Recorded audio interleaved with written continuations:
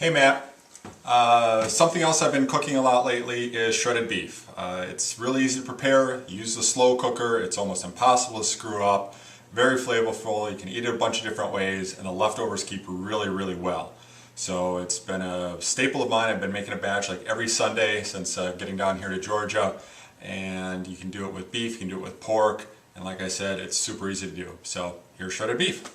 Okay, shredded beef, simple as taking beef, throw it in a slow cooker, teach you some of the things to jazz it up a little bit and give it some flavor. But first of all, this is a bottom roast. It's the cheapest cut of meat I could find at the commissary. And that's what's great about this. Because you're taking a long time cooking at slow heat, you can use any cut of meat, and the cheaper the better because it's going to get tender over time. So you can get away with using a cheap cut. Most of the roasts, you know, are packaged like this. It looks really nice. It's got this big hunk of fat on the bottom. I'm going to take that off. Sometimes it helps to have a sharper knife. And I'm not going to take all of it off. I'm just going to take some of it off. It just gets a little bit too fatty for me. And you can take this off later too as you shred it, that you'll see. But I just don't like this much fat kind of bubbling up. So I'm just going to take off a larger chunk of that. So that should be good. Okay, so we got a little bit of the fat trimmed off. Now it's just a matter of one onion, halved and sliced, and then I use a cup of beef broth. You can also use the onion soup stuff. That works out really well. But I make barbecue sauce, which I'll show you how to make, where I get a lot of the flavors. So basically you need beef, you need something to season it, garlic, onion, and you need some liquid. You literally could just put this in with water and it would be fine, but the beef broth adds to it. So throw your onions in the bottom of your crock pot. Put your meat in here. If you have a really big piece of meat that you can't fit in right away, you can actually cut the meat up and layer it. And then pour the liquid over. As long as you've got liquid, you really can't screw things up. I did forget, I like to add a little splash of vinegar to it. The acidity from the vinegar just gives a little tang to it. So, just a little bit of that. Cover it, I'm going to put it in the slow cooker. Slow cooker on high, 4 to 6 hours. On low, it can go 8 to 12 hours. So depending on what your time constraint is. And again, the good thing about this is, you know what, if you go over those times, as long as there's liquid in there, it's not going to burn. Okay, I've had the beef in here on high for about, it's coming up on 6 hours now. So it should be good and done. And remember, the secret to slow cooking, crockpot cooking, you don't take the lid off. Once you take the lid off, a lot of heat escapes and you lose everything. So what we're going to do is we're going to take this out. We're going to let it sit and cool for a bit. I'm going to turn this actually off right now. I'm going to keep those liquids in there, let that cool, shred it up. Okay, it's been cooling for about half an hour or so. Also at this point, if I wanted to, I could come back and get some more of that fat off.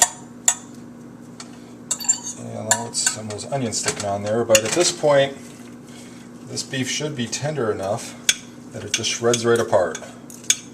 Hence the name. So you can use granny forks, you can use 2 forks, you can use your bare hands. Restaurants have these big claw-like things they use. It's really good. So we're just going to shred this up. Okay, so I'm finishing shredding it up. You don't get it completely shredded as much as you want. Don't worry about it. You can do it as you take it out. Now, I'm going to put it back into the crock pot with the liquid still in there. I'm not going to drain it off. If you want, you can take some of the liquid out. Otherwise, just put it right back in there. The liquid keeps it nice and moist. You can put it on low. You can keep it on there like the whole day. People can eat as they want. I will take the liquid out and put in barbecue sauce for pulled pork. I want to do shredded pork just because pork comes out really white, and I like the barbecue sauce in the pork. So I'll do that. But when you do that, because you're taking all that liquid out, you have to watch it then. It will burn, it will scorch, it'll get tough.